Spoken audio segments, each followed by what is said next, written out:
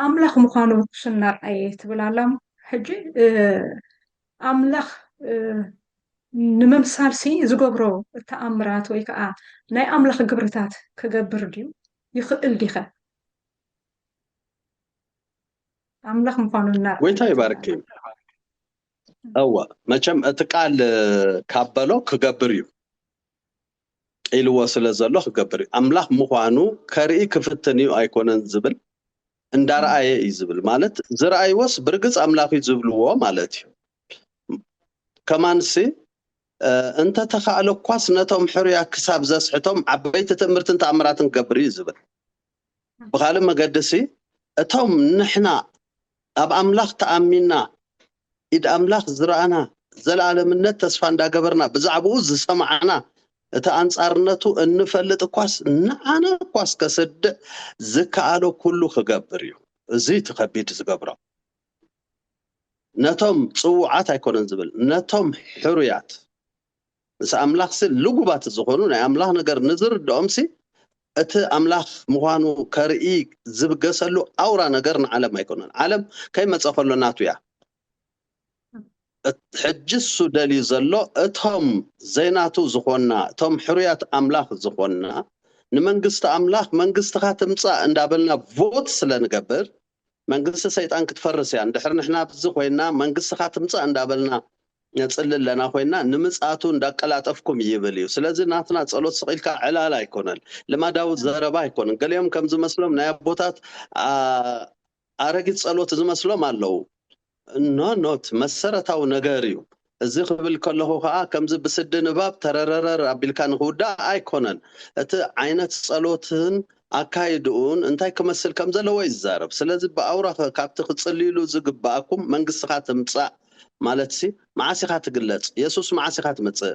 وصدكم كمصيل كان لها معاسيخات متص مصات كان نافق لنا منقسخا تقليصا ابز مدر زلو عمص كله كوغر شيطان مس ناتو زبلو كلن دللنا كنبل كلنا نمصاتو نقلات فوينا مصاتو اندحر كقلطف كوينو منقست شيطان كا مفراسا يقلطفالو مالتي سلازي بانصار قدوسان يوت املاخنتو كرئي زصعر زلو انتاي كرئي يخእል انتاي كرئي يو زبلكا አሎ ኢልና ንሕሰብ እቲ ዘርእዮ ሓደ ካብቶም ዘርእዮም ሓደ ኣብ ግዜ እስራኤል ኣብ ግብጽ ባርነት ዝነበረሉ ግዜ እንታይንታይ ተገይሩ እንተዳልና ከነቅልብ ይግባ سلكا حلف እንዳበልካ ዝንበር እንድሕር ኮይኑ ሃይማኖታው መስመር ይዝሕዝ ሃይማኖታው መስመር ማለት ሳይኮሎጂካል ዕረፍት ዝህብ ማለት እዩ ካብ ጭንቀትካ ንምዕራፍ ዝሕግዝ ማለት እዩ ስለዚህ እዚ ክኸውን ዘይኮነስ አቅሊብና ዝተጻሕፈን ዝተገብረን ክንሪኦ ከለና ዝርዳእና ነገር ኣሎ ኣብ ግብጽ እንታይ ኮይኑ እንተዳይልናስ ሙሴ ንበትሪ ምስ ደርበያ ተመን ተቀይራ اتم تنقلت نتنا باترو مسدربيو اتمان تغيرن انتاي مالتيو ناي موسى سحراي ايد املاخيا نايتيومكا باتر مالت عنچيتي هيوت زي بلو نغاريو ناب هيوت زلو عين زلو اف زلو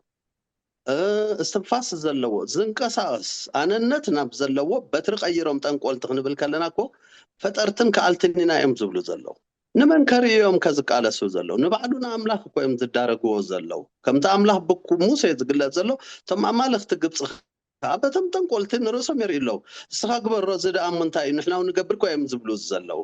ات نغبر زبلو ነገር ግን እንታይ ኢልካ አቅሊብካ ምሕሳብ ይግባ ክሳብ ክንድ ምንታይካ ዓቅም ለዎ ካልአይ ነተማይ በበትር ህረሞ ተባሂሉ በበትር መስወቅዖ ደም ተቀይሩ ደም ማለት ቀሊል አይኮነ ናይ ነፍስ ማህደር ደም ማለት ናይ ህያውነት መግለጽ ደም ማለት ኣብ ትርጉም ዘለው ያ መጽሐፍ ቅዱስ ደም ማለት እዞም ሰባት እዚኦም ከአጠንቆ ዘም ጠንቆልቲ በባትሮም ነተማይ መስተንከፍዎ እሶሙን ደም ገይሮም ዝገረመኒ ኩሉ ማይ ደም ዘይምዃኑ ንዓኦም ሲ በበትር ሃሪሞም ደም ከቀይሩስ ዕድል ዝተዋህቦም ማይ መንባሩ ይገርም ተሓደ እግዚአብሔር ሲ ዝገደፈሎም ማይ ነይርዩ ማለት እዩ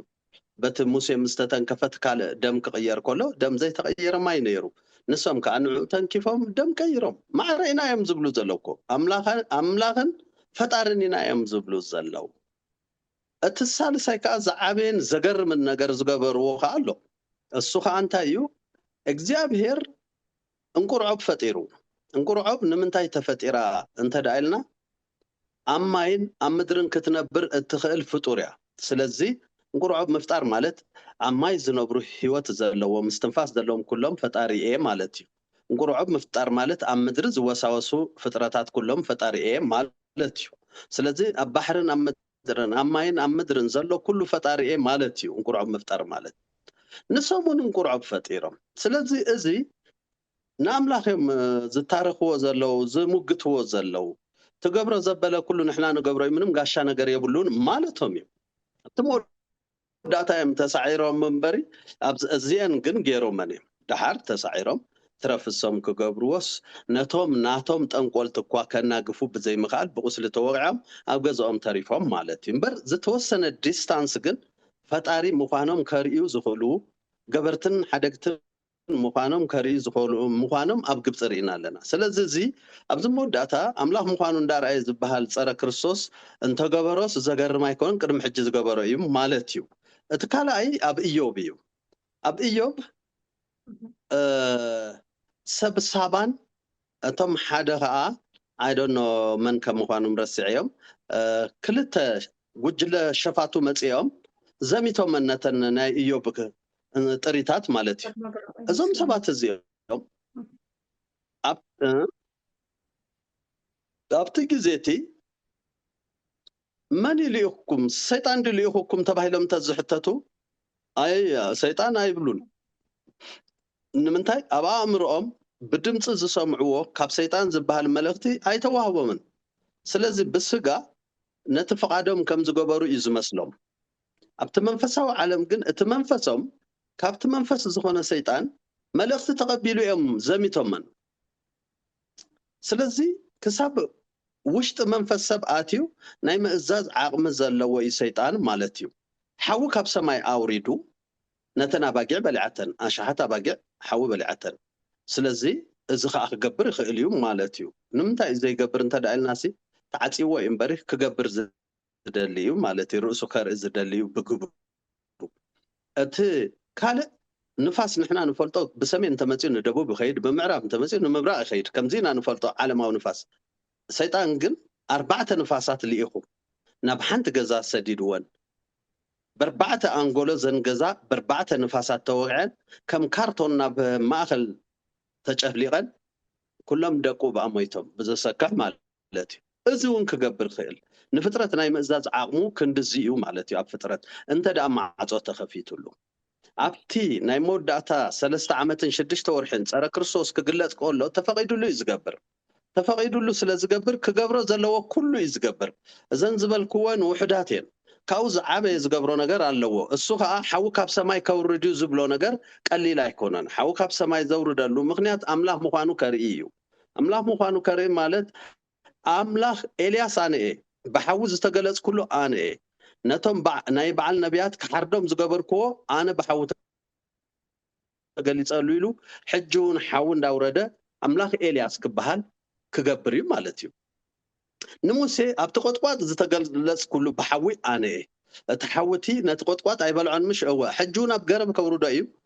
ሓዊ ክወርድ እዩ ገረብ ኣይክበልዖን እዩ ስለዚ ኣምላኽ ሙሴ ክብል ራእዩ ከመይ ገይሩ ከም ዘሕድገና ብዙሕ ነገር እንተዳ ካብ ሎሚ ብምስትውዓልን ብልቦናን እንታይ ይመፅእ ፈሊጥና ከም ንራኸቦ ከዓ ተረዲኡና እንተዘይፀኒሕና በዚ ሕጂ ዘለናዮ ኣብ ቅድሚኡ ደው እንብለሉ ስነ ፍልጠት የብልናን ኣፍተር ኦል እዚ ኩሉ ከይመፀ ከሎ ዮሃንስ ራእይሲ ጅምር ከይበለስ ንሕና ከይድና ኣለና ንመን ዳ ተፃሒፉ እቶም ዘንብብዎ ዝሰምዕዎን ዝፀባብዩውን ብሩኻት እዮም ይብል ራእይ ኣንቢብና ዶ ፅቡቅ ክንፀባዩ ከዓ ኢና ንብሩኻት ዝተዋህበ እዩ ኣይንፀባብን ንምንታይ ቀዲምና ክንከይድ ኢና ብዝብል ስለ ዝተወድአ ፀረ ክርስቶስ ክመፅእ ከሎ ክርስቶስ መፅኡ ክበሃል እዩ ማለት እዩ ወራስ ግን ኣብቲ መጽሓፍ ቅዱስ ክትሪኦ ከለካ ዮሃንስ ራእይ ምዕራፍ 7 ማንም ክቆፅሮም ዘይክእል ጻዕዳ ክዳን ዝተኸድኑ ኣብ የማናይ ኢዶም ስየ ዝሓዙ ንኣምላኽ ዝሰግዱ እሞ ከዓ በቲ ዓብ መከራ ዝሓለፉ ቅዱሳን ከም ዘለው ዛረብ እነዚኦም ብመከራ ዝድሓኑ እዮም ይብሎም መከራ ኢልካ ምድሓን የለን ምድሓን መከራ ዘምጻልካ እምበሪ መከራ ንምድሓን ኣይጽውዑን እዩ ኣይተጻሕፈን ኣብ መጽሓፍ ቅዱስን የለን ግን እዚኦም ብደምቲ ገንሸል ተሓጺቡ ክዳኖም ዝጸረየ ምዃኑ ይዛረብ እዩ ከማና ማለት እዩ ንሕና እውን ከምኡ ኢና ስለዚ እዚኦም ከይተነጥቁ እታ መርዓት ምልእቲ ይኮነትን እታ መርዓት ምልእቲ እንድሕር ኣይኮነትን ከዓ መርዓት ገንሸል ገና እዩ ስለዚ እዚኦም ዝንጠቕሉ ግዜ ኣብቲ መወዳእታ ከባቢ ዳእዩ እምበሪ ምንጣቕ ቀዲሙ ዝኸውን ኣይኮነን እቲ ጸረ ክርስቶስ ከንየው እዚ ዝገብሮ ካልእ ኣለዎም ተዝኸበደ ዝገብሮ ንክርስቶስ ሓሶት እዩ ንኸብል ዝጽዕረሉ ሓደ ነገር ኣሎ ንሱ ከዓ ምስሊ ናቱ ምግባር እዩ ንምንታይ ዝገብር ምስሊ ናቱ እንተዳእልና ዘፍጥረት ንኺድ ነድሕሪት እግዚአብሔር ንሰብ ከም መልክዕና ብምስልና ንፍጠር በለ ከም መልክዑ ብምስሉ ንሰብ ገበሮ እፍ በለሉ ሰብ ድማ ህያው ነፍሲ ኮነ ስለዚ ሰብ ንመን ይመስል ንኣምላኽ ይመስል ነቲ ገባሪኡ ይመስል ሶናው እንታይ እዩ ኣብ ሕጂኸ እንተዳእልና ንኣዳም ዝፈጠርኩ ብምስለይ ኣነ እፍ ዝበል ኩሉ ህያው ዝገበርክዎ ኣነ ሕጂ ከዓ ናተይ ምስሊ بعلي يقبرون قدم حجي كاب حمد مدرب بعلي يدكوين يو حجي قلنا السخاتكم سرحوه سبات يوم سرحوه تباهلو تأزاز بتخلع أراويتي زوهاب سلازي مسرحوه نتمسلناتو كاب جكا سرحوه كاب حمد يسرحوه كاب امني يسرحوه كاب ورك يسرحوه تراي مستسرحة نسو تي كالاي أراويت اوف بلالو استنفاس يركب نايت قدام أراويت مسليو كالاي أدام زيو كبليو مهنياتو مسلناتي قدم حجو نسخاتكم مسلناتي نايتي اوريجينال اداميكم حجها مسلناتي نيلكم هياو غيريلغو ذا سيم تو ذات كريستوس دا معاسي كاب حمد مدر تدكوينو كبليو كالاي ادم نغبالسي كاب حمد مدر معاسي تدكوينو كاب ماصن ديكونن توليدو زبل حزو كمصيو እና ኣብዚ ግዜ እዚ ወአዳም ዝፈጠረ ነለኸ አካላይ አዳም ፈጢሩ ክባሃልዩ ብርቱዕ ዘስሕት ሓይሊ ሒዙ ዝመጽስ በዚ ወዲ እዚዩ ንርእሱ ኣምላኽ ምዃኑ እንዳርኣየ ዝብሎ ዘሎ ኣብ ልዕልቲ ኣምላኽ ዝበሃል ዝዕበ ሰብኣይ ዓመፃ ማለት ንኣዳም ኣነ ፈጢሮ እየ ክብል ከሎ ንኣምላኽ ሪጀክት ይገብር ኣሎ ንኤልያስ ባሕዊ ተገሊጸሉ ክብል ከሎ ነቲ ባሕዊ ዝተገልጸሉ ኣምላኽ ንዕኡ እዩ ብኣንጻር ዝዛረብ ዘሎ ስለዚ እዚዩ ኣብ ልዕሊ ኣምላኽ ምዕባይ ማለት እዩ كبرنا أملاكنا يكون. ويتاي باركة. حجي تصار خرجتوس كنبل كلنا زبزح جزء أنا وقدم زمسلان زنا براسي أنصار خرجتوس تسر اللي فوز ما تسمى بقليلو كرد أكاز خال. حجي تصار خرجتوس أنصار مصحف قدوس أنصار الأملاك أنصار كريستيانات زمتصيو زمسلو بزو حساب أنا ونكم مسلان نيرو هايتي صار كريستوس ግን ከም ዝትገልጽ ጸናሐካስ ኣነ ክርስቶስ የሉስ ንክርስቶስ ርእሱ እንዳመሰለ ይኽመጽእ ርእሱ ስጋ ክትፈልጦ ዘይትኽእል ማለት እዩ ሕጂ ንኣምላኽ እዚ ጸረ ክርስቶስ ናይ ክርስቶስ ቦታ ተኪኡ ክመጽእ እንድሕር ኮይኑ ኣነ ፈጣሪ ዝብል ዘሎስ ጸረ ክርስቶስ ድዩ ዋላ ናይ እግዚኣብሔር ኣቦ ተኪኡ ዝመጽእ ከሎ እዩ ጸረ ክርስቶስ ናይ ክርስቶስ ቦታ ተኪኡ ይመጽእ ኣሎ እንታይ ባርክ እትቀበል ኣብ መንፈሳዊ ዓለም ኣሎ ንሱ ናይ ኣቦ ቦታ ሒዙ ዘሎ ነቲ ጸረ ክርስቶስ ክርስቶስ ኢሉ ዝልእኮ ዘሎ ንሱ እዩ ምክንያቱ ዙፋንን ስልጣንን ሓይልን ዝሃቦ ንሱ እዩ ስለዚ ሰይጣን ኣብ ክንድቦ ኣሎ ኣብ መንፈሳዊ ዓለም ኣሎ እቲ ጸረ ክርስቶስ ብስጋ ኣብ ምድሪ ተገሊጹ ኣሎ ኣብ ክንዲ ክርስቶስ ኣሎ ቀጽሉ እቲ ምስሊ ናይቲ ጸረ ክርስቶስ ኣሎ እዚ ድማ ክስገደሉ እዩ ባይዘወይ እዚ ማሕተም ምሕታም ብዙሕ ግዜ ዝመጸሎም ዝዛረቡ ገሊኦም ቺፕስ ዝብሉ ገሊኦም እዚ ክታበት ገሊኦም ቴክኖሎጂ ዝገብርዎ ብጣዕሚ ዝገርም ኣነ ነቲ ጽሑፍ ናበይ ከም ዝድርብይዎ ኣይርዳእንን መጀመርያ ነቲ ጸረ ክርስቶስ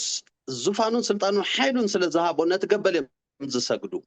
ንጸረ ክርስቶስ ኣይኮነን ዝሰግዱ ሊእኽዎ ስለ ዝኾነ ከም ክርስቶስ ኮይኑ መጽኡ ስለ ዘሎ ማለት ከምቲ ንሕና ክርስቶስ ኣቦ ሊእኽዎ ኢልናስ ክርስቶስ ወዲ ኣምላኽ ኢልና እንደገና ከኣስ ኣምላኽ እዩ ንብሎ ኩሉ ከኣሊ እዩ ፈጣሪ እዩ ንብሎ ኣብ ዕብራውያን ምዕራፍ 1 እንተዳሪእና ፍቅዲ 1 በቲ ዓለማት ዝፈጠረሉ ብወዱ ገይሩ ይብለና ስለዚ ናይ ወዱ ብጽሒት ናይ ምፍጣር ብጽሒት ከም ዘለዎ ይዛረብ ማለት እዩ እዚ ከዓ اتي كما بخوينو زلو تقبل سيطان يو ام منفساو عالم الله بسقاي مصن نعو كسجدوا اليوم نصر كريستوس سلازل اخو ببزح حيلن عقمن سلطانن سلازل اخو كسجدوا اليوم بدحريو خا نتا اراويت كسجدوا اليوم نزا اراويت من يمسلو من كواغو يخل نتم كلت عبيت مسخاخر املاخ ببرتو صقا امولو على مونجل زبصحو اموداتا سلازقاتلهم كا نعو من يمسلو يلوم كا نتا اراويت كسجدوا اليوم بتجبرتاتو كله الثالث تايكا مثل تاراويت كسراحيو تمثل تاراويت استنفاس كوهابويو ززارب كخونيو هياو كخونيو سجدت املخون زقبل كخونيو زي سجدلو زقتلكا كخونيو ابز نزوم سلسته زسجدها محتم يحتم انبر محتم باندبتن بمفرحن بقلن ايكونن زامنوا اليوم زمحتم زقبلو ስለዚህ ጸረ ክርስቶስ ማለት كل سلطان حزو كان معمق مس سراويت وها زوصيو اب يوحنس راي معرف 9 بابدون ويك ابوليون تباهلو زصواع نايتوم اب معمق زلو نغوسوم يو مس سراويتو يزمص نمنتا يزمص انت دالنا مس كريستوسن سراويتون كواغا يو كريستوسن سراويتون اب معرف 19 يوحنس راي كاب سماي كمصيوم ازي خا كم معرف 9 كم معمق مس سراويتو يوصي زصبيو زلو سلازي كلتيهم ام مدر كواغويم ناي منافست وغيو نحنا خا كم منفساويان بوغان كريستوس زلنا مس كريستوس اتم بانصار كريستوس زلو خا مصره كريستوس زخونه نغاري زخون زلو نمنتاي صره كريستوس زغلص اب زمدر انت دايلنا نزا كاب ادم شيطان زتركبا مدري كريستوس كحدق يمص سلازلو ككلاخلو يوم حدا ات حدن اوران نجر ازيو كريستوس سفرا مسدالولنا نعنا كوسد كمصيو سلازي نحنا كنوسدون ايدلنيو قلسالو مس وسدنا خا مسو كنكونينا مسو مسكونا كاب ادم وغن كوينا جن بعرقنا باملاح زتملسنا اجامنا يا كتملسالوا ادم نمنتاي سينو تدايلنا ابت املاح زنبرو تاسل زي ترخبه سينوا ابيد شيطان وديغا حجن نحنا بعرقه تملسنا لنا كمت نحنا استملسنايو غزاتنا خاخ ملسلنايو سلازي نسو ايملسن بحالايو مالتيو سلازي ام مدرك كينات كونيو شيطان ام معمو كسريو صرا كريستوسن اتخالاي اراويتن حساو نبي مالتيو ابقلاي حو خدر بايو اتوم ناتوم زبلو كله كغحافيو مدر خا كمت مرغم زوردا برخت كمصايو محداس كونيو ام مدر زنبرو سبات كهلويام نحنا جن ابت سماوي بوتا مس كريستوس كوينا نحنا نغستات نسو نغوس نغستات كوينا كنما حضرينا ازز مسلا كايدا لو تبارك حجه تقبل مالتي ناي بوتا خحزيو تصر كريستوس كانا كريستوس بوتا خحزيو تي نبي حسوت كا ناي النبي يخوخون ماشي سلسته خوينهم يمكمصو يا ابزي كي حتى تكا حلف زيدل انتو مايتي نتوم حرياتكوا تتخيلوا وسنتوم حرياتكوا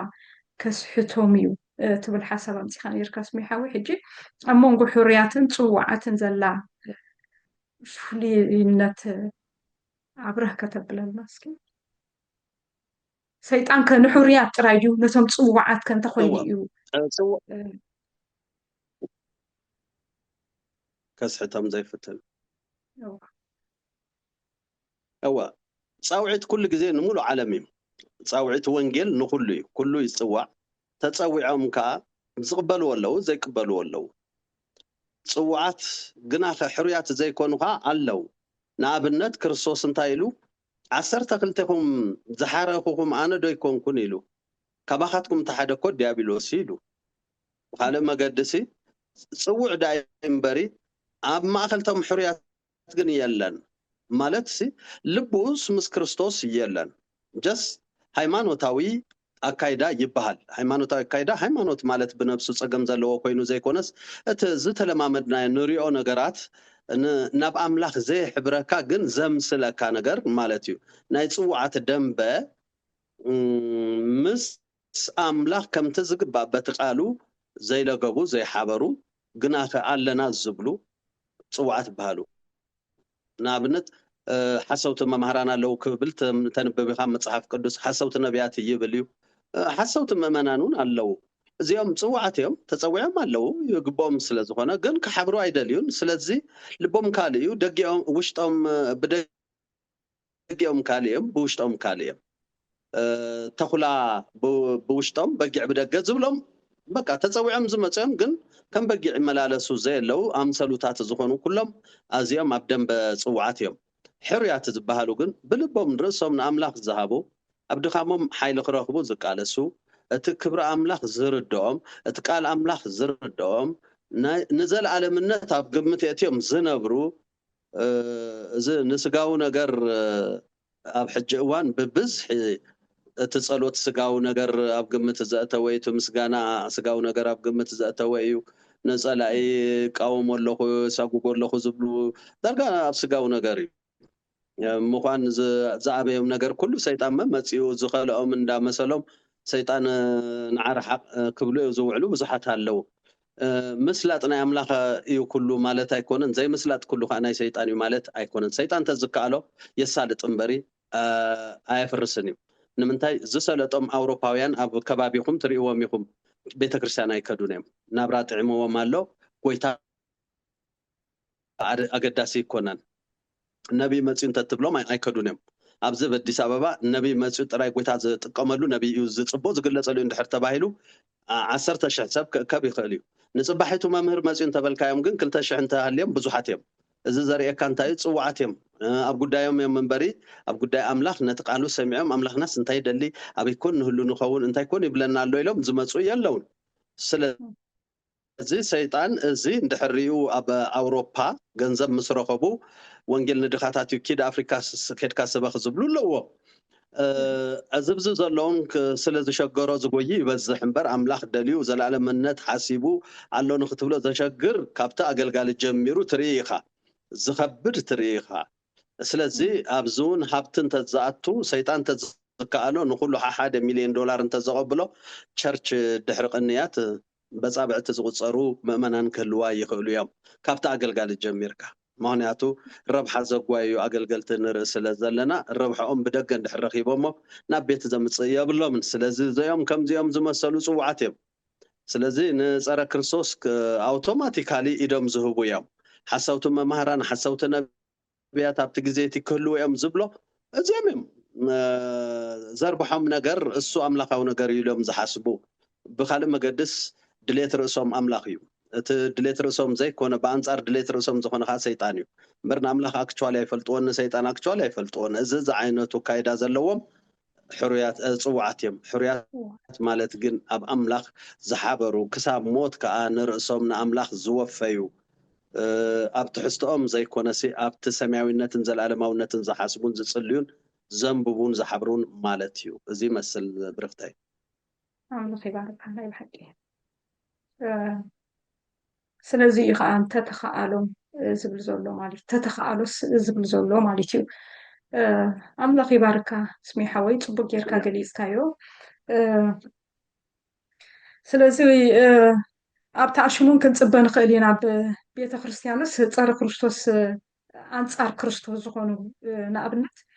ኣብ ቀዳማይ ዮሃንስስ ከምኡ ኢሉ ኣሎ ምሽ ምሳና ነይሩ ምሳና ግን ኣይነበሩን ኢሉ ብዛዕባቶም ኣጽራር ክርስቶስ ክዛረብ ከሎ ከምኡ ኢሉ ኣሎ ምሳና ነይሩ ምሳና ግን ኣይነበሩን ኢሉስ ኣብ ቤት ኣምላኽ ሓቢሮም ናይ ፀረ ክርስቶስ ትምህርቲ ናይ ፀረ ክርስቶስ ኣካይዳ ዘለዎ ግን ከዓ ናይ ክርስቶስ ናይ ኣብ ቤተ ክርስቲያን ዘለዎ ግን ከዓ ናይ ክርስቶስ ዘይኮኑ ሰባትስ ኣለዉ ሕጂ ዝበዝሕ ግዜ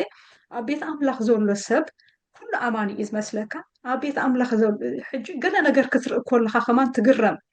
እዚ ሰኣማኑ ከሎ ከመይ ገይሩ ከም ዝገብር እዚ ሰኣማኑ ከሎ ንምንታይ ኣብ ቤት ኣምላኽ ንምንታይ ከምዚ ነገር እዚ ይፍጠር ትብል ሕጂ ኣብ ቤት ኣምላኽ ዘሎ ኩሉ ግን ኣማኒ እዩ ማለት ኣይኮነን ኣጽራር ክርስቶስስ ኣብ ቤት ኣምላኽ እውን ኣለዎ ማለት እዩ ያ ሓቂ እዩ ኣብ ማቴዎስ ወንጌል ማቴዎስ ምዕራፍ 24 ኣጸቢካ እንድሕር ሪኢኻዮ حسوت ممهران كله يوم حسوت نبيات كله يوم فقر كتزحل يا زبلسي أب عالم فقر يلن دنب موتان يا عالم فقر زانقد حاجة برسنت فقر زانقد نقر يبلان عالم نمنتاي دنب موتان يا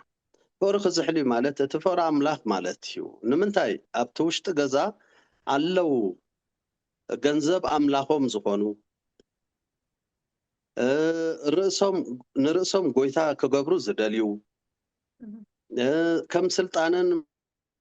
مقابر ربحان جيروم بيت كريستيانن مدرخون زريئو كابوم زحاشة سبن تمازيو زحموم نخالق كهبو قربات زي كونو እንደገና ብጥበራ ነሰብ መከራ ዘርእዩ ክሰልጠካዩ ወርሕ መፀ ክትሰግር ኢኻ ክብልዎ ዝነብሩ ኣብ ቁልዕነት ዘናብሩ እንታይ እቲ ዝስገር ኣየናይ ሩባ እቲ ዝስገር ንምንታይ ቅድሚ ሕጂ ዘይተሰግረ ንምንታይ ሎሚ ዘድለየ ፅባሕካ ይትብሎ እንዲኻ እንተበልካዮም መልሲ ዘይብሎም ወንጌል ማቴዎስ ምዕራፍ 24 እዚ ዝሓዘዩ አንተ መጀመርታ ዘምጻኽዮ ካልኣይ ተሰሎንቄ ምዕራፍ 2 ንስሕተት ክሳብ ዝኣምኑ ይሕሊፉ ከም ዝህቦም እግዚአብሔር ይዛረብ እዩ ንዓለማውያን ኣይኮነን ዓለማውያን ንስሕተት ኣየናይ ሓቂ ምስ ሃለዎም መዓስከ ምስ ሓቂ ምስ ለገቡ መዓስከ ህይወት ሃሊዎም ጎይታ ተቐቢሎም ህያዋን ክኾኑ እዩ ትፅቢት ዝግበር ንሶም እንድሕር ኣብዮም ኣብ ጸልማት ኣለው ኣብ ደንበ ሙታን ኣለው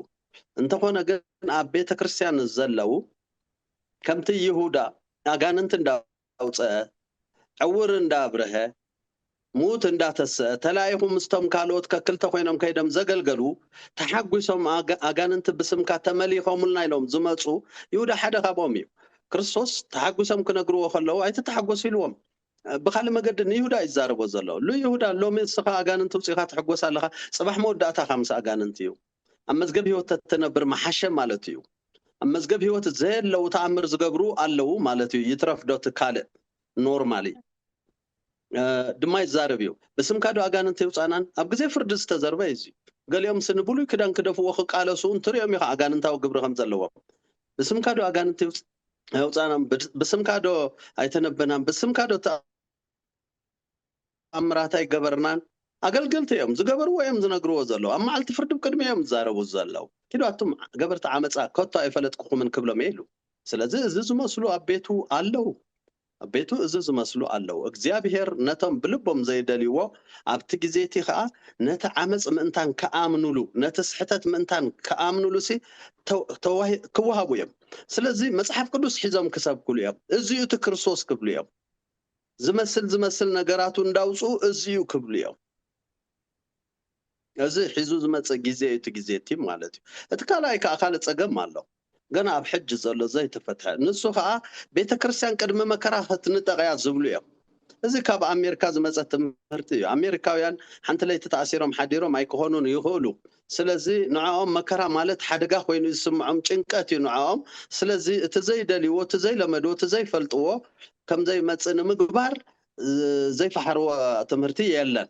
ግን ከምኡ ይኮነን ንሕና ኣብዚ 3 ዓመትን 6 ወርሕን ፀረ ክርስቶስ ዝመፀሉ ግዜ ኣብ ኤርትራ 3 ዓመትን 6 ወርሕን ሓደ ክርስቲያን ምእሳር ልሙድ እዩ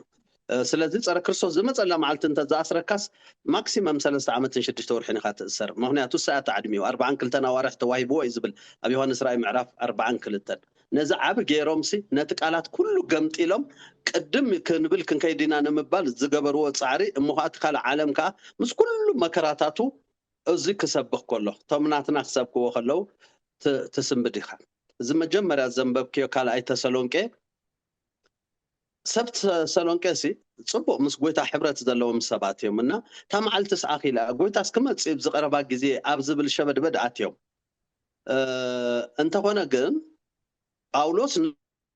ነዚ መልሲ ሂብዎም ምጽኣት ጎይታን ናብኡ ምእካብናን ተወዲኡ ክልተ ግዜ ክመፅኡ ኣይበለን ምጽኣት ጎይታን ናብኡ ምእካብናን ብዛዕባ እታ መዓልቲ እቲኣ ሓንቲ መዓልቲ እያ እሱ ዝመፀላ ንሕና ንእከበላ ሓንቲ መዓልቲ እያ ክልተ ይብሉ ሰለስተ ይብሉ ሓንሳብ ብሕቡእ ክመፅኡ ካልኣይ ብገሃዱ ክመፅኡ ዝብሉ ኣለው ብሕቡእ ኣይመፅን እዩ ክርስቶስ ብገሃዲ ክመፅኡ ዓለም ዋይ ዋይ እንዳበለት ክመፅኡ ደቁ እንዳተሓጎሱ ክንጠቑ እዮም ከም ሌባ ዝብሎ ከዓ ንቅዱሳኑ ከም ሌባ ይወስድን ክርስቶስ ከምኡ ይኮነን ንሱ ሌባ ኣይኮነን ከም ሌባ እውን ኣይመፅን እዩ كم ليبات زخونهم نتهم كابتناتو حبرت زرحاقو أب حدا سلسة بوتا تتغيسو له نرأيو نحنا دك برهان دك معلتني نمبر كم ليبا كمس الناس دك المات أيكوناني زبلت قال سلازي كم ليبا مالت نتهم كم تزقبا مسو زي حبرو هند بتاو مصاصا كونومي هند بتاو سلاز كونومي كم ليبا امبر تحابيو مصي سريقو وسدنا اي عينتو تمرتي ان بيبليكالي كريستوس كمتا اب تسالونيكا تزاربا هو حنت معلتيا نسخ مصي نحنا كان ابو خنكبينا اب كالي بوتان تايبل بدبنا كمصي يبلو نحنا اب ايرات بدبنا نقبلو اينا يبل أبو أبت تسالونيكا تايبل هو نرسو املاح مخانو اندار اي زغلص سبعي عمصا واسو دما ود طفات كيتገልጸ ታማዓልተቲ አይትመጽን ታማዓልት መንያ አብላዓል ጽሒፍዋለሁ ናቱና መምጻን ናትና ናቡ መካብንያ ታማዓልተቲያ ስለዚህ ጸረ ክርስቶስ ከይመጸ ታማዓልተቲ አይትመጽን ይሉላ ስለዚህ ቀድሙ ክርስቶስ ይዝወስደና ኢልካስ ጸረ ክርስቶስ እንተ መጽስ you are not ready በቃ ጸረ ክርስቶስ ኮይኑ ክራአየካዩ ምክንያቱ ክርስቶስ ኮይኑ ይخسበኽ ክርስቶስ ኮይኑ ተአምራት ክገብር ስኻ ተቀድሙ ዝመጽእ ንሱ ይተባህልካ ኣለኻ እዚ ሁሉ ክገብር ከሎ እወ ነለ ናቡ አኪቡና ዋላኳን ሰማይ አይውሰደና ካለ ግዜ እንከይድና ሕጂ ግን መስኡል ለና ናቡ ተአኪብና ማለት እዚ ለምካ ካለ ዴፊኒሽን ክቡ ምክንያቱ አጋንንታው ትምህርት እዩ አበዙሕ ቦታ ካለ አብ ዮሐንስ ራእይ ካ ቀድሙ ክንጠቂ ዝብል ዮሐንስ ራእይ ምዕራፍ 4 ዝጠቅሱ ፈጽሙ የለን ኣብ ምዕራፍ 4 የለን ንዓና ብዝደይብሞ ራእይ ይልዎ ኣብ ካለ ቦታውን ኮሙ ደየበኩ ራአኹ ይብል በመንፈስ ኮንኩ ይብላቡ ኣብ ካለ ቦታውን ኮሙ ይብል ኣብ 4 ቦታ 4 ግዜ ዝተጻሕፈስ ኣብ ተሓደ መሪጽካ ቤተክርስቲያን ኣብ ዝኽትንጠቅያ እዚ ዝብል ዘሎ ክብል ከሎ ዘይበሎ ከተብሎ ነጥቃሉን ጽቡቅ ኣይኮነን እምበሺ ምዕራፍ 4 ተነጢቁ እንዳበሉስ ኣብ ምዕራፍ 6 ምንት ቃል አምላክን ምስክር ኢየሱስን ዝተሓርዱ ነፍሳት ኣብ ትሕቲ መሰውእ ራአኹ ይብል ዋ ድሕሪ ምንጣቅ ከኣብ ትሕቲ መሰውእ እንታይ ይገብሩ ዝተሓርዱ ንምንታይ እዮም ከተፈልዮም ድሕሪ ኣብ 4 ምንጣቅ ኮይኑ እንደገና ከንታይ ኢሎሞ ኣብቶም ኣብ ምድሪ ዝነብሩ ክሳብ መዓሲኻ ሕነ ደምና ዘይትፈድድ ክሳብ መዓሲኻ ዘይትፈርድ በልዎ ይብል ከማኻትኩም ክመልኡ ዘለዎም ቁፅሪ ኣሕዋትኩም ባሮት ቁፅሪ ኣሕዋትኩም ክሳብ ዝመልእ ሓንሳብ ተጸበዩ ተባህለ ይብል ስለዚ ገና ዝቕተሉ ኣለው ድሕሪ ምዕራፍ 4 ዝቕተሉስ ወይ ክርስቲያን ኣይኮኑን ግን ዝቕተሉ ቅዱሳን እዮም እንደገና ها ዝገርም ኣብ 4 ድሕሪ ተነጢቆም ሲ እዞም ዝተሓርዱ ዝብሎም ገሊኦም ሐዋርያት እዮም ገሊኦም ነቢያት እዮም ገሊኦም ቅዱሳን እዮም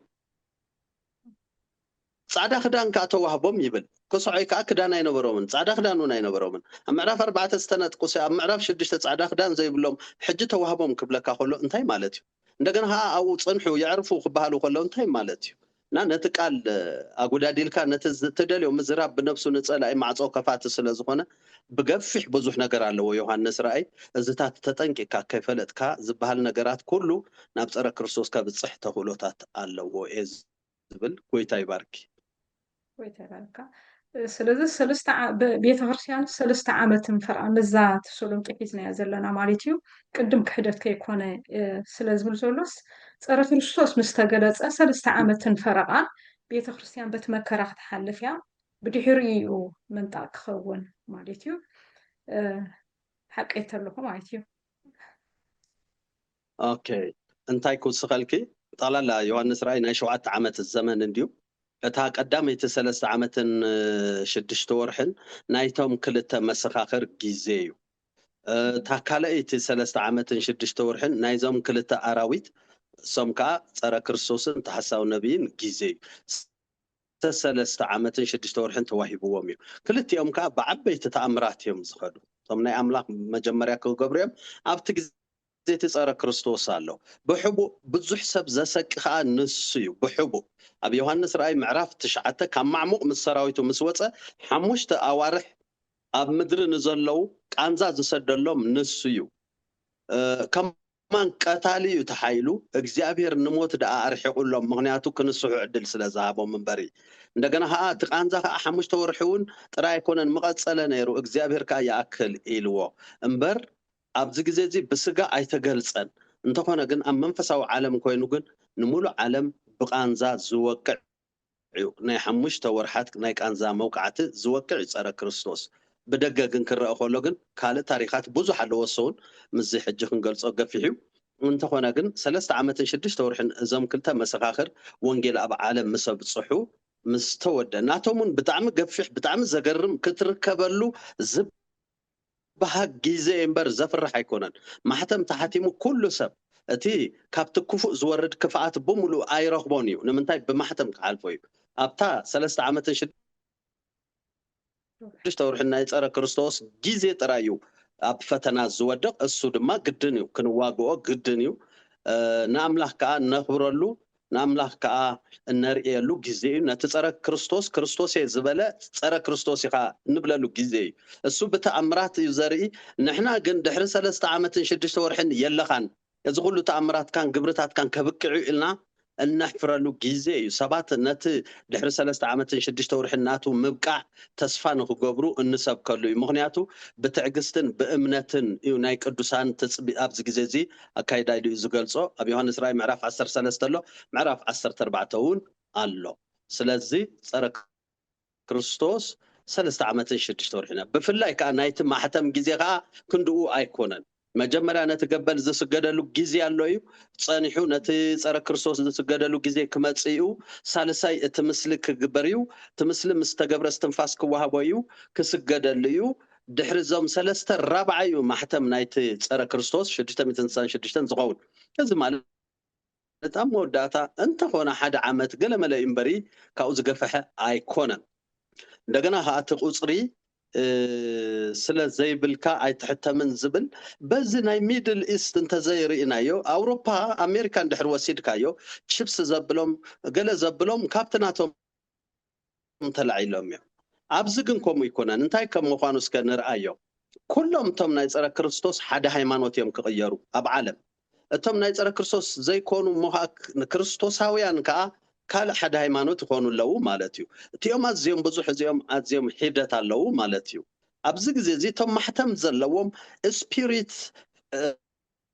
አታችመንት ምስት ፀረ ክርስቶስ ኣለዎም ስፒሪቹዋል አታችመንት ሃይማኖቶም ከዓ እዩ ንሕና ሃይማኖትና ካል እዩ ኣብዚ ሕጂ እዋን ንኣብነት ኣብዚ ኣብ አዲስ አበባ 1 ኪሎ ስጋ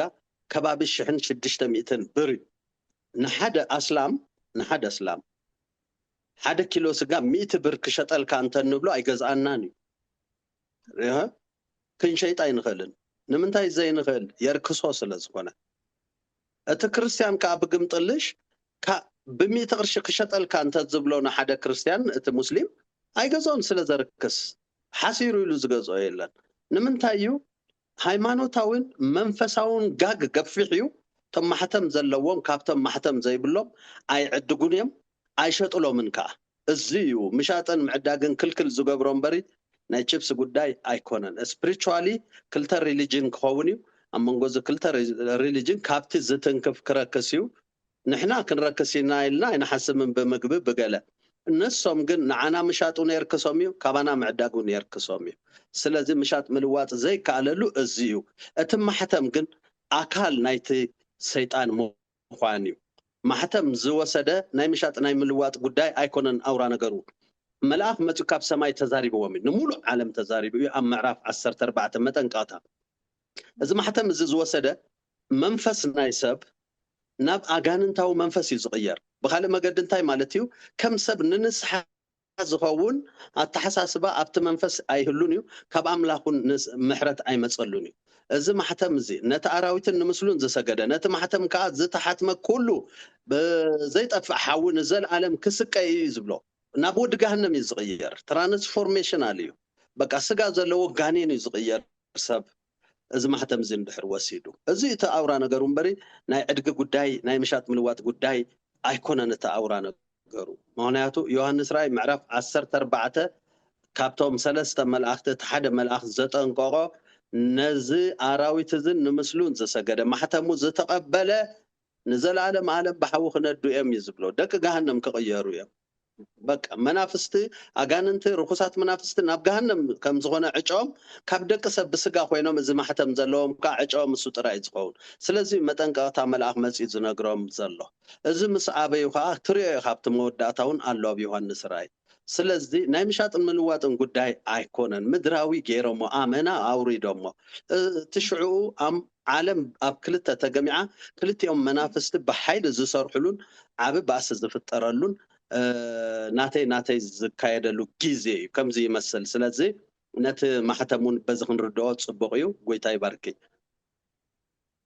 ጎይታ ይባርካ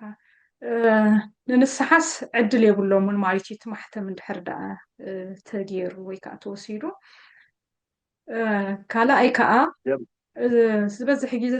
እቲ ማሕተም ማለት እዩ እቲ ማሕተምስ ከምቲ ዓንቶ ዝገለጽካዮ ብሩእ ነገር በቃ ኣብ ከምዚ እትዮም ክህቡካ እዮም ገለ ምዚ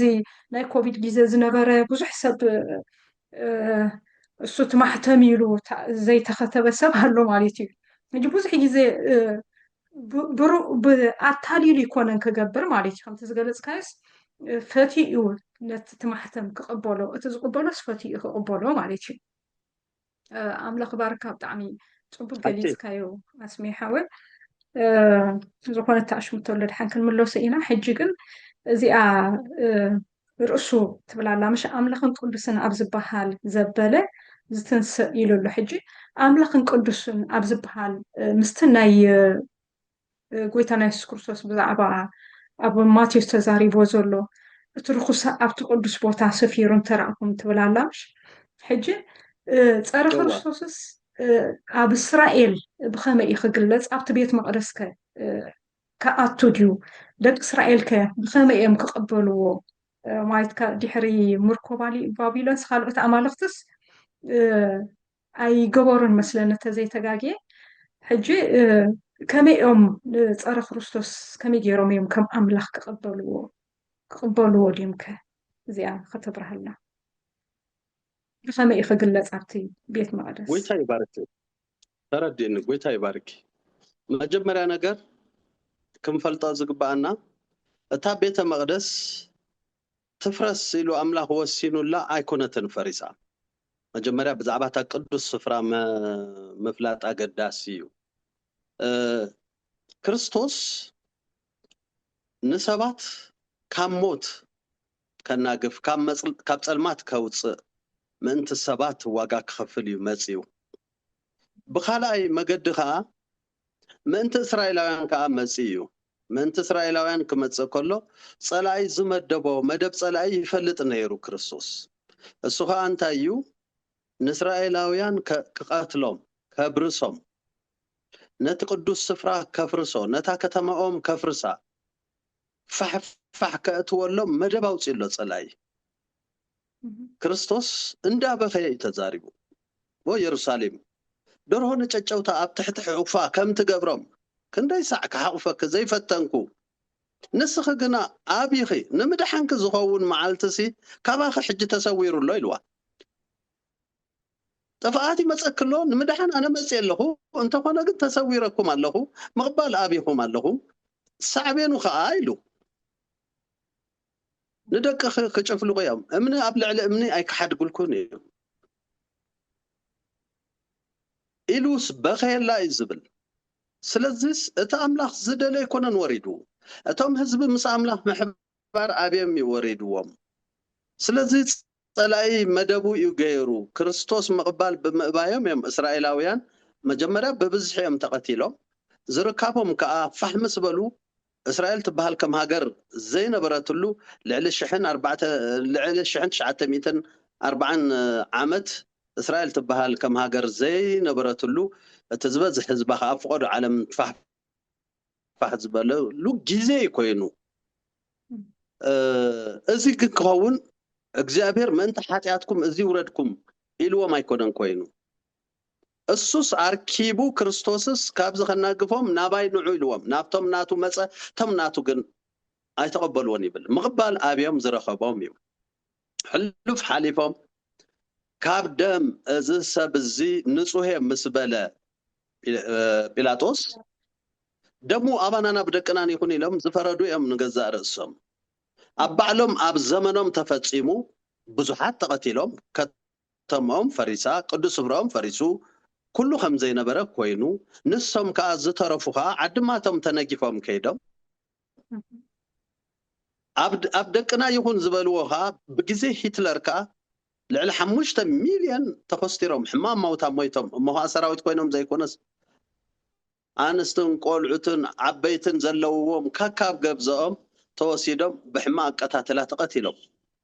እትሶም ዝኸፈትዎ ማዕጾ እዚ ጥፋት እዚ ሒዙሎም መጺው እቲ ስፍራ ግን ሕጁን ቅዱስ ስፍራ እዩ ቅዱስ ዘብሎ እግዚአብሔር ንገዛ ርእሱ ዝሓረዮ ስፍራ ማለት እዩ እምበር ገሊኦም ከም ዝመስሎም እስራኤላውያን ዝቀደስዎ እግዚአብሔር ከዓ ያኽለን ዝበሎ ገይሮም ዝርድዎ አለው ግን ከምኡ አይኮነን እቲ ቦታቲ እግዚአብሔር ኃይሉ ምስ ጀመረ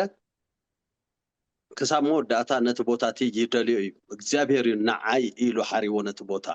سلازي حجي تبيت مقدس فريسو الله تزقرم دحيرو صرا كريستوس مسمصه ات እግዚአብሔር زقدسو سي اركيسوي بيت مسجد يتسرحلو رايو تقدسو تصرا كريستوس تقدسو ابابتا بوتا يو مسجد تسرحو قدم كاب فقودو نابا يسجد نيرو ان دانيال سي كاب بابلون كوينوم نابو يمسجدو نيرم فقودو زلو اسرائيلاويان كاب اسرائيل يكون كاب دغ نابو ገጾም የምሰግዱ ንምንታይ እግዚአብሔር ንኽብሩ ሲ አወቅም ይጥሎ እግዚአብሔር ሲ ናቡ ቢሉ ዝጽለ ካቡ ኮይኑ ክምልስካ ቁርብ በንጉስ ሰሎሞን ጊዜ ተዛሪቡሉ ጸረ ክርስቶስ ግን አፍታ ቦታ መስጊድ ገይሩ እቲ ስግደት ካብ ካለ ቦታ ናቡ ዝኾነ በሙሉ ደዋቢሉ ሓደ ካላይካ ካብአ ንመካ ከምዝ ስገድ ይገይርዎ ቻነል ይተቀየሩ سنتر زنبرس سنتر مخانو بكعوس نابتي بيتول الله زبال تسلم امني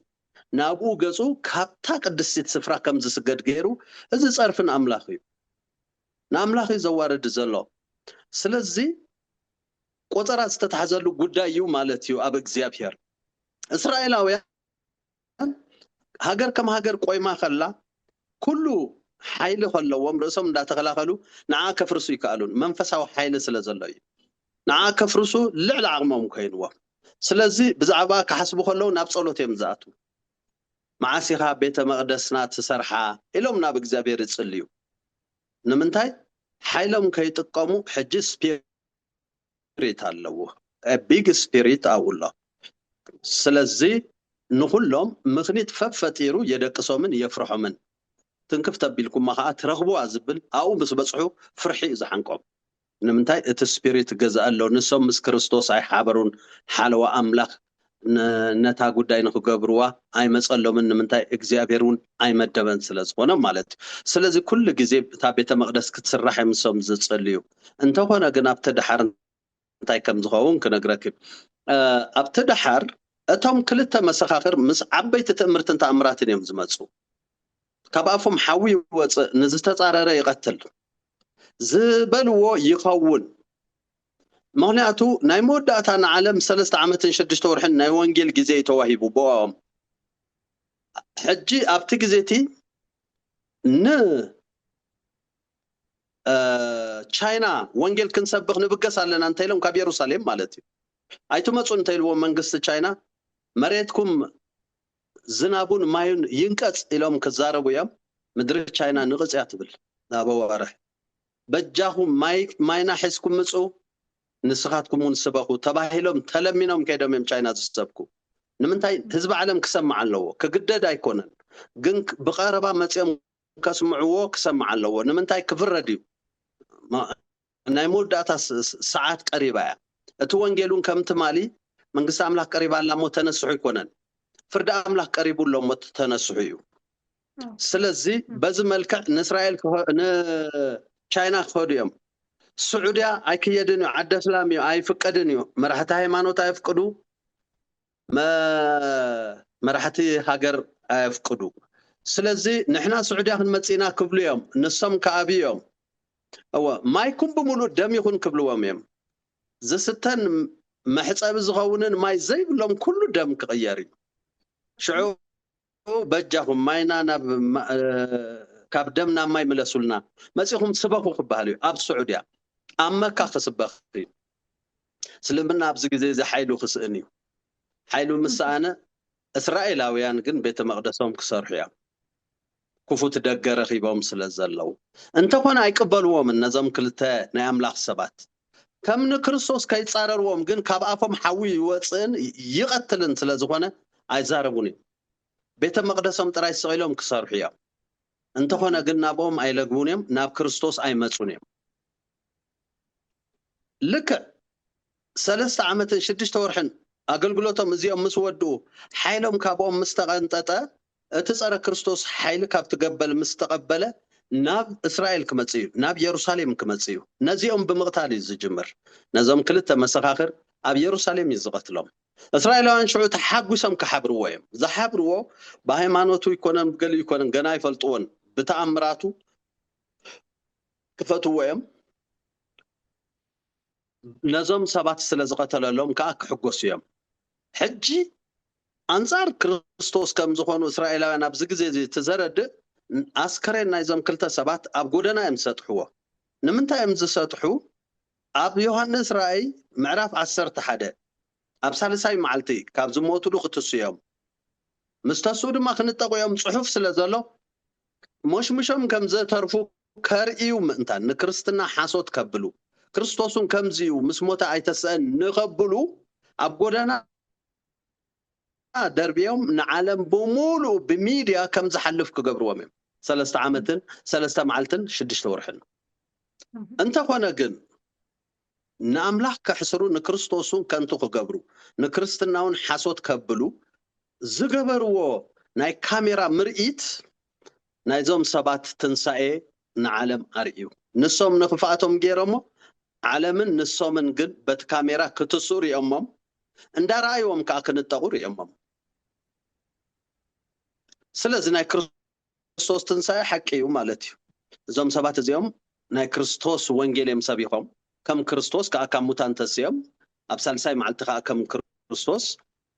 ምስተሱ መልሾም ከዓ ተነጢቖም ስለዚ እቲ ናይ ክርስቶስ ወንጌል ሓቂ እዩ ማለት እዩ ዝሰበኽዎቶም ሰባት እቲ ኣምላኻዊ ሕብረት ምስኦም ከም ዘሎ ከዓ ዘርኢ እዩ እንተኾነ ኣብዚ ግዜ እዚ ብኡ ይኮነን እስራኤላውያን ዝምለሱ እዝም ምስ ገበሩ ካብ እግዚአብሔር ኩራ እግዚአብሔር ወሪዱ ዕሽር ናይ ኢየሩሳሌም ብምንቅጥቃጥ ምድር ፈሪሱ 7,000 ሰባት ብሓንሳብ ተቐቲሎም ሽዑ እንታይ ይብል ንእግዚአብሔር ፈርሕዎ ክብሩን ሃብዎ ይብል ንእግዚአብሔር ፈርሕዎ ክብሩን ሃብዎ ካብ ዝንላዕሉን ክገብር ዝኽእል እግዚአብሔር እሱ ባዕሉ ዝማዓተና ዘሎ ኢሎም ክብሪ ሂቦሞ ማለት ኢየሱስ ክርስቶስ ወዲ ህያው ኣምላኽ ተቐቢሎሞ ወንጌል ተቐቢሎም እስራኤል ኣብዚኦም ተመሊሶም ፀረ ክርስቶስ ግን ኣብዚ ግዜ እዚ ኣብኡ መፅዩስ ነዞም ሰባት ቀቲልዎም ኣሎ ስለዚ ኣብቲ ቅዱስ ስፍራ ደው ኢሉ እንተሪኢኹሞ ኣንባቢ የስተውዕል ዝተባህለሉ ፀረ ክርስቶስ ኣብ ወንጌል ማቴዎስ ምዕራፍ 24 እንታይ ዝብል መጀመርያ ወንጌል ኣብ ሙሉእ ዓለም ክስበኽ እዩ ዝብል ብኡ መወዳእታ ዓለም ክኸውን እዩ ዝብል ብድሕሪኡ እቲ ናይ ጥፍኣት ርክሰት ዝብሎ ልክዕ በዞም ክልተ ሰባት ወንጌል ንዓለም ኩሉ ክስበኽ እዩ ብድሕሪኡ መወዳእታ እዩ መወዳእታ ማለት 3 ዓመትን 6 ወርሕን ናይቲ ፀረ ክርስቶስ እምበር ከብቅዕዩ መንግስቲ ሰይጣን ዘብቅዓሉ ግዜ ክመፅእ እዩ ስለዚ ንሶም ሰቢኾም ወንጌል ዓለም ሰሚዑ 3 ዓመትን 6 ወርሕን ምስ ተወድአ ፀረ ክርስቶስ ኣብ ኢየሩሳሌም ኣብቲ ቅዱስ ስፍራ እቲ ወዲ ጥፍኣት ንሱ እዩ ኣብቲ ቅዱስ ስፍራ ምስ ተቐልቀለ ነዞም ሰባት እዚኦም ክቐትል እዩ ምስ ረኣኹሞ ሽዑኡ ህደሙ ዝብል ዘሎ ኣብ ወንጌል ማቴዎስ ህደሙ ዝብለሉ ምክንያት ንምንታይ እንተዳይልና ኣብታ እቶም ዝሞቱ ድሕሪ 3 መዓልትን ፈረቓን ክትስኡ ከለው ስዒቡ ምንቅጥቃጥ ምድሪ እዩ ክኸውን ስለዚ ብዙሕ ሰብ ክመውት እዩ ብዙሕ ንብረት ከዓ ክፈርስ እዩ ስለዚ እዩ ሽዑኡ ህደሙ ዝብል ረሓቁ ካብታ ከተማ ውፁ ኣብ ማሕረስ ዘሎ ናብ ከተማ ኣይእቶ ኣብ ናሕሲ ዘሎ ክዳን ክወስድ ኢሉ ናብ ገዛ ኣይእቶ ይብል ወሪድካ ህደም ማለት እዩ ክዳንካ ክትወስድ ኢልካሲ ግዜ የለና ሓፃርያ ማለት እዩ ካብ ክዳን ክትወስድ ተኣቱ ስእልካ እንተጎይኻ ክትድሕን ተኽእሎ ኣሎ እንተዘይኮይኑ ግን ክዳን ክወስድ ኢልካ ምእታውካ እውን ጥፍኣት ከምፅእ እዩ ወይ ለእኒ ጥኑሳትን ሓራስት ንምንታይ ጥንስቲ ኣብ ከብዳ ውሉድ ኣለዋ ሓራስካ ኣብ ሕቁፋ ውሉድ ኣለዋ ከም ልቢ ክትጎይ ኣይትኽእልን ስለዚ ምንቅጥቃጥ ምድሪ ኣርኪቡ ከጥፍአን እዩ ብሰንበት ከይከውን ዝብል ኣይሁዳውያን እዮም ዞም ሰባት እዚኦም ድሕሪ እዚኦም ናብ ወንጌል ዝመፁ ዘለው ስለዚ ሰንበትካ ኣቑሑት ምስካም ኣይፍቀድን እዩ ሰንበትካ ገለ ነገር ምግባር ኣይፍቀድን እዩ እዚ እውን ከይሓንቀኩም ኣብ ሰንበት እኳስ ከይከውን ዝብሎ ነገር ኣለዎ ክረምቲ ከይከውን ይብል ክረምቲ ጭቃ ማይ ወሓዚ ማይ ፍቀዱ መሊኡ ንምህዳም ዘይኽእል ኩነታት ከይመፅእ ይዛረብ እዚ እቲ ወዲ ጥፋት ኣብ ኢየሩሳሌም ዝመፀሉ ግዜ እዞም ክልተ ሰባት ዝተቐትልሉ ግዜ ምንቅጥቃጥ ምድሪ ከዓ ኮይኑ ዕሽር ኢየሩሳሌም ዘፍርሰሉ 7,000 ሰባት ብሓንሳብ ዝሞትሉ ግዜ እዩ እዚ ይመስል ብርክተይ ስለዚ ብከምኡ ዝቕበልዎ ነቶም ክልተ ነቢያት ብሰጥፍ ምስ ቀተለሎ እዮም እስራኤላውያን ነቲ ፀረ ክርስቶስ ከም ክርስቶስ ገይሮም ዝቕበልዎ ማለት እዩ ንዑ ከም ክርስቶስ ገይሮም ክቕበልዎ ኣሸጋሪ እዩ ኣይከውንን እዩ ሓደ ካብ ህዛብ እዩ ንሶም ዝፅበይዎ እኮ ካብ መስመር ካብ እስራኤላውያን ካብቲ ሓደ ዓሌት እዮም ዝፅበዩ እቲ ካልኣይ ኣራዊት እዩ ክርስቶስ ዝመስሎም ንዖም ንዓለም እዩ ፀረ ክርስቶስ ዝኸውን ንምንታይ ክርስቶስ ኣብ ሙሉእ ዓለም ተሰቢኹ ስለ ዘሎ ኣብ ሙሉእ ኣህዛብ ንዖም ካብ ህዛብ ዝተበገሰ እቲ ካብ ባሕሪ ዝወፀ ዝብሎ ካብ ህዛብ ማለት እዩ ንሱ እዩ ዓለም ክርስቶስ ዝብሎ ዘሎ እቶም እስራኤላውያን ግን ክርስቶስ ዝብልዎ እቲ ካልኣይ ኣራዊት እዩ ናይ ገንሸል ዝመስል ክልተ ኣቅርንቲ ኣለዎ ይብል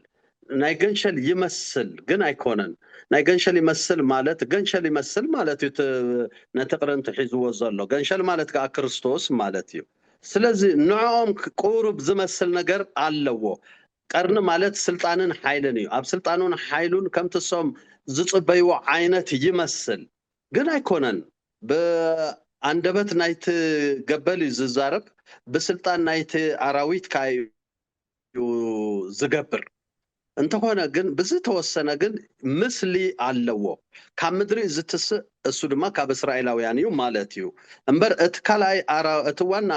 ፀረ ክርስቶስ ዝበሃል ግን ኣብ ህዛብ እዩ ካብ ህዛብ እዩ ንእስራኤላውያን ከስሕቶም እውን ኣይክእልን እዩ እቲ ግን ዝተወሰነ ዝመስል ነገር ኣለዎ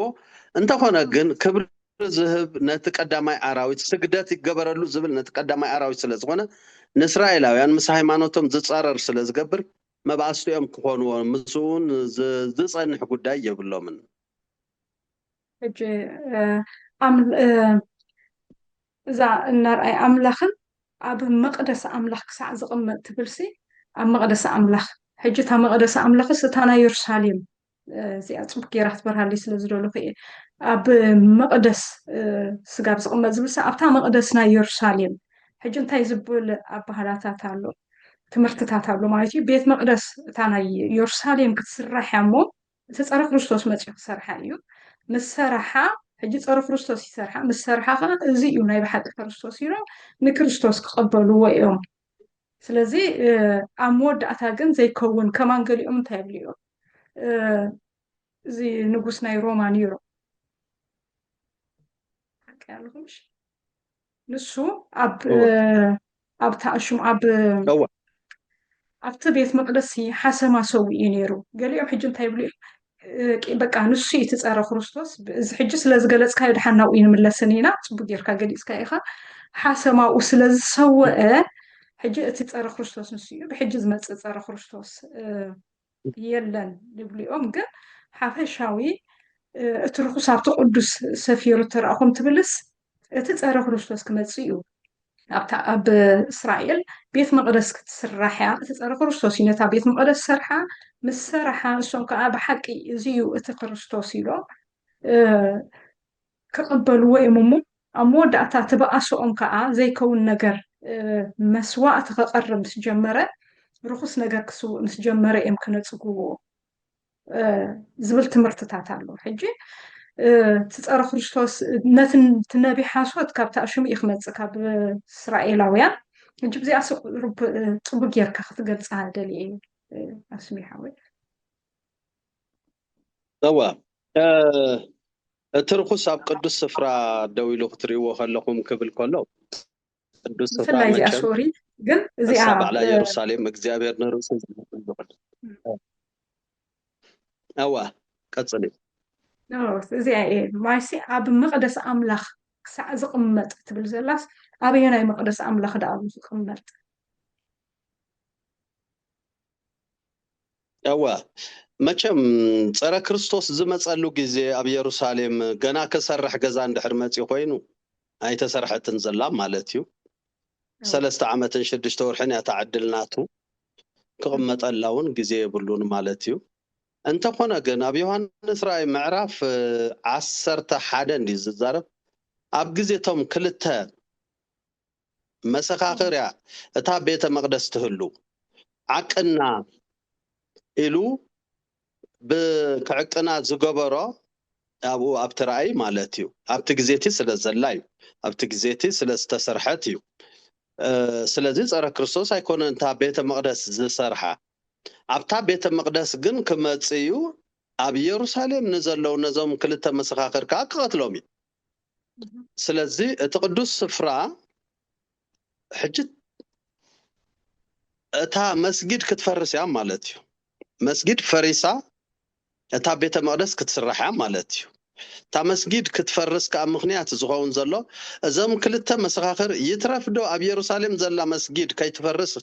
ኩሎም ኣስላም ክሓብሩ ይትረፍሲ መካያ ክትፈርሶም ንምንታይ ኣብኡ ብግህዶ ክስበኽ እዩ ኣብ ሙሉእ ስዑድያ ክስበኽ እዩ ኣብ ሙሉእ ዓለም ክስበኽ እዩ ወንጌል ኣብዚ ግዜ እዚኦም እስራኤላውያን ንኸፍርሱ ማዕቦም ዘለዉ ምኽንያቱ ኣብዚ ግዜ እዚ ይትረፍ ኣብ ኢየሩሳሌም መጺኦም ዝዛረቡ ካልኦት ዝሕለቑ ክህልውስ ኣብ ገዛ ዓዶም እዩ ሽግር ተፈጢርዎም ዘሎ በዞም ክልተ መሰኻኽር ዛስዋይ ዓለም ብምሉእ ተሓጒሱ ህያባት ዝለዋወጥሲ ፈሪሕዎም ስለ ዝጸንሐ ምስ ሞትሉ ተሓጒሱ ህያባት ይለዋወጥ ኣሎ ህዝቢ ዓለም ኣብዚ ግዜ እዚ ኣድሃዩ ዘጥፋሉ ግዜ እዩ ህዝቢ ዓለም ኣብዞም ክልተ መሰኻኽር ግዜ ትእምርትን ተኣምራትን ስለ ዘለዎም ኣብ ህንዲ ኸይዶም ኣብ ሂንዱ ኣብ ቡድሃ ኣብ ናይ ቻይና ጃፓን ኩሉ ብግልፂ ብጋህዲ ሓሶት እዩ ዝተምልኽዎ ዘበለ ኩሉ ናይ ኣምላኽ ኣይኮነን ኣምላኽ ብወዱ ብኢየሱስ ክርስቶስ ዝኣመነ ምንታን ክድሕን እቲ ዝተኸፍተ እንኮ ማዕጾ እዚ ኢሎም ኣብ ኩሉ ቦታ ዝሰብክሉ ግዜ እዩ ንሶም ጥራይ ኣይኮኑን ኩሎም ቅዱሳን ብማሕተም ተሓቲሞም ኩሎም ቅዱሳን ምስኦም ኮይኖም ከዓ ኣብ ሙሉእ ዓለም ዘገልግሉሉ ግዜ እዚ ግዜ እዚ ብጣዕሚ ዘገርም ግዜ እዩ ስለዚ ኣብዚ ግዜ እዚኦም ኢየሩሳሌማውያን እስራኤላውያን ከዓ እታ መስጊድ ኣፍሪሶም ቤተ መቕደሶም ዝሰርሑ ኣብቶም ክልተ መሰኻኽር ግዜ ፀረ ክርስቶስ ግን ኣውቶማቲካሊ መጺኡ ኣብታ ቅድስቲ ስፍራ ማለት ኣብ ኢየሩሳሌም ክመጽእ እዩ ነዞም ሰባት እዚኦም ከዓ ክቐትሎም እዩ እስራኤላውያን ከዓ ክሕጎሱ እዮም ንምንታይ ክርስትና ዝዓብለሎ ኣናብራ ስለ ዘሎ ዓዊሎም ከይዛረቡ ከይቋየቑ ከም ምስ ክርስቶስ ከይባሱ ካብ ኣፎም ሓዊ ወፂኡ ዘቃጽል ዘለዎም ኣገልገልቲ ስለ ዝኾኑ ከምዚ ርእሶም ሓቢኦም ሰዊሮም ቤተ መቕደሶም ሰሪሖም ዝነብሩ ሰባት እዮም ቤተ መቕደስ ኣይኮነን ትሽግር መስዋዕቲ ግን ኣይቅረበሉን እዩ ክርስቶስ እኳ ቤተ መቕደስ የገልግል ነይሩ እዩ ሐዋርያት እኳ ቤተ መቕደስ አገልግሎም እዮም ከልኪሎም መንበር ርኹሲ ወይ ከዓ ወዲኡ ሚሽኑ ኢሎም እኳ ይገደፍዎን እቲ ናይ ብሉይ ኪዳን ናይ ጽላሎት ግብሪ ከብቅዕ እዩ እግዚአብሔር ግን ንርእሱ ዝመደቦ ዝቀደሶ ስፍራ ስለ ዝኾነ ግን ሕጂውን እግዚአብሔራዊ ኮይኖም ዘኽብርዎ ሰባት ክህልው እዮም ኣብዚ ቅዱስ ስፍራ ግን እቲ ፀረ ክርስቶስ ክመጽእ እዩ ነዞም ሰባት እውን ከዓ ክቐትሎም እምበር ኣብቲ ናቱ ግዜ ኣይስራሕን እዩ እቲ ናቱ ግዜ ንዑ መስጊድ ኣፍርሱ እሞ ንዑ ቤተ መቕደስኩም ስርሑ ኣይብሎምን ከመይ ኢሉ ክብሎም እሱ ደኣ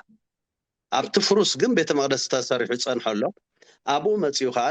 ነዞም ናይ ወንጌል ኣገልገልቲ የጥፍኦም ኣሎ ስለዚ እቶም እስራኤል ኣይሁድ ኣለዉ ማለት እዩ ሕጂ ብግህዶ ተሓጒሶም ሞት እዞም ሰባት እዚኦም ክቐልዑ ክጽዕሩ እዮም እግዚአብሔር ህያው ምዃኑ ከዓ ብኹሩኡ ክገልጸሎም እዩ ንዕቶም ልኡኻኑ ከዓ ካብ ሙታን ኣተስዩ ናብ ሰማይ ብሙሳድ ከርእዮም እዩ ኣብዚ ግዜ እዚ እስራኤል ምምላስ ዝኾነሎ ግዜ እዚ እዩ ፀረ ክርስቶስ ቅልቅል ምስ በለ ከይጸንሐ እዮም ኣብ ሕቶ ዝወድቁን ዝበኣስዎን ጠቕላላ እውን ኣይመስሎምን እዩ